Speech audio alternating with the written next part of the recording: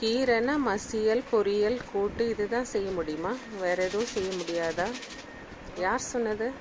சூப்பராக ஒரு lunch box. கீரைனா பிடிக்காத நம்ம குழந்தைங்களுக்கு இப்படி செஞ்சு கொடுத்தா நிச்சயமாக சாப்பிடுவாங்க. நான் இன்னைக்கு செய்ய போகிறது கீரை pulao. Welcome to Wilma's kitchen. வீட்டில் இருக்கிற சாதாரண இன்க்ரீடியன்ட்ஸ் வச்சு செய்யக்கூடிய இந்த கீரை புலாவை எவ்வளோ ஈஸியாக செய்யறதுன்னு பார்க்கலாம் வாங்க. இப்போ ஸ்டவ் ஆன் பண்ணிக்கலாம். ஒரு பாத்திரம் வச்சுக்கலாம். நான் நல்லெண்ணெய் சேர்த்துருக்கேன். உங்கள்கிட்ட என்ன குக்கிங் ஆயில் இருக்கோ நீங்கள் அதை சேர்த்துக்கலாம்.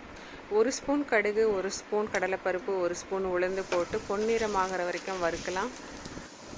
மார்னிங் எந்திரிச்சு இதை நீங்கள் ரெடி பண்ணுறதா இருந்தால் ஒரு நாள் முன்னாடியே வாங்கிட்டு நல்லா வாஷ் பண்ணிவிட்டு கீரையை நல்லா காற்றுல உலர்த்திட்டு அதை ஒரு பாக்ஸில் போட்டு மூடி வச்சுருங்க. மார்னிங் எந்திரிச்சு அதை பொடியாக கட் பண்ணி நம்ம இந்த குக் பண்ணிக்கலாம். இப்போ பருப்பு நல்லா வறுபட்டாச்சு. இந்த டைமில் நம்ம பொடியாக கட் பண்ண இஞ்சி பூண்டை சேர்த்துக்கலாம். நான் ஒரு 4-5 வரமிளகாவும் போட்டிருக்கேன். ஜஸ்ட் இதை கொஞ்சம் சாட்டே பண்ணால் போதும். அதுக்கப்புறம் பொடியாக கட் பண்ண வெங்காயம், பச்சை மிளகாய் நான் அதையும் சேர்த்துக்கிறேன். ஜஸ்ட் வெங்காயம் கலர் மாறுற வரைக்கும் வதக்கினா போதும். அது ரொம்ப ஒரு ப்ரௌன் கலராக ஆக வேண்டியதில்லை. இப்போ இந்த அளவுக்கு வதங்கினா போதும். ஒரு கண்ணாடி பதம் வந்த உடனே நம்ம கட் பண்ணி வச்சுருக்கிற தக்காளியை ஆட் பண்ணிக்கலாம்.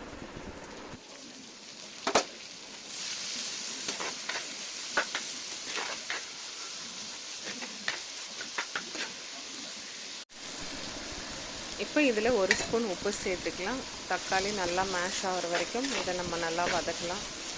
வதக்கிட்டு நம்ம எடுத்து வச்சுருக்கிற மசாலா தூள்லாம் ஆட் பண்ணிக்கலாம்.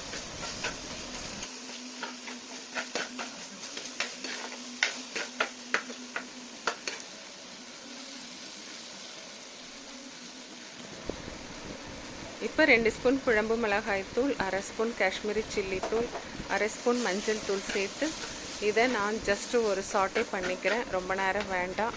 ஜஸ்ட் அது கருகிறதுக்குள்ளே நம்ம அதை சாட்டே பண்ணிக்கலாம். இப்போ இதில் கல்லுப்பு இருக்கிறதால சில நேரத்தில் கரையாது. ஸோ சும்மா தண்ணியை லைட்டாக நம்ம அது மேலே தெளித்து விட்டால் போதும். தெளித்து விட்டுட்டு ஸ்டவ்வை நல்லா சிம்மில் வச்சுட்டு அதை நல்லா வதக்குங்க. வதக்கிட்டு நாம் பொடியாக கட் பண்ணி வச்ச கீரையை அதில் சேர்த்துக்கலாம்.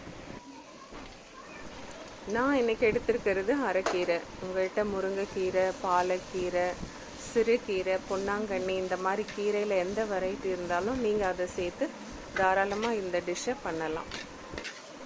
ஃப்ளேமை நல்லா சிம்மில் வச்சுருங்க. ஒரு தட்டு போட்டு மூடிடுங்க. நான் இதில் வேர்க்கலையை வறுத்து சேர்க்க போகிறேன். இது ஆப்ஷனல் தான். உங்களுக்கு விருப்பமாக இருந்தால் சேர்க்கலாம், இல்லைனா நீங்கள் அவாய்ட் பண்ணிடலாம். வேர்க்கலையை வறுத்துட்டு நம்ம தோல் எடுத்துட்டு அதை ஊதி நம்ம க்ளீன் பண்ணுவோம் இல்லையா சம்டைம்ஸு, இந்த மெத்தடில் பண்ணி பாருங்கள். இது ரொம்ப ஈஸியாக இருக்கும்.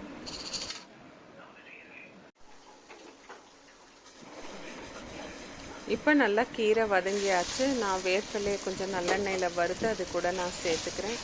சேர்த்துட்டு நல்லா மிக்ஸ் பண்ணிக்கிறேன். ஆல்மோஸ்ட் நமக்கு ரெடி ஆயாச்சு. இதை நல்லா மிக்ஸ் பண்ணிவிட்டு வடித்து சாதத்தை ஆற வச்சுக்கலாம். அப்போ தான் நமக்கு அது உதிரியாக இருக்கும். ரொம்ப சூடோடு சேர்த்து நீங்கள் கலக்க வேண்டாம், அது குழஞ்ச மாதிரி ஆகிடும். இப்போ ஸ்டவ் சிம்மிலேயே இருக்கட்டும். நம்ம நல்லா இதை மிக்ஸ் பண்ணி விட்டுக்கலாம்.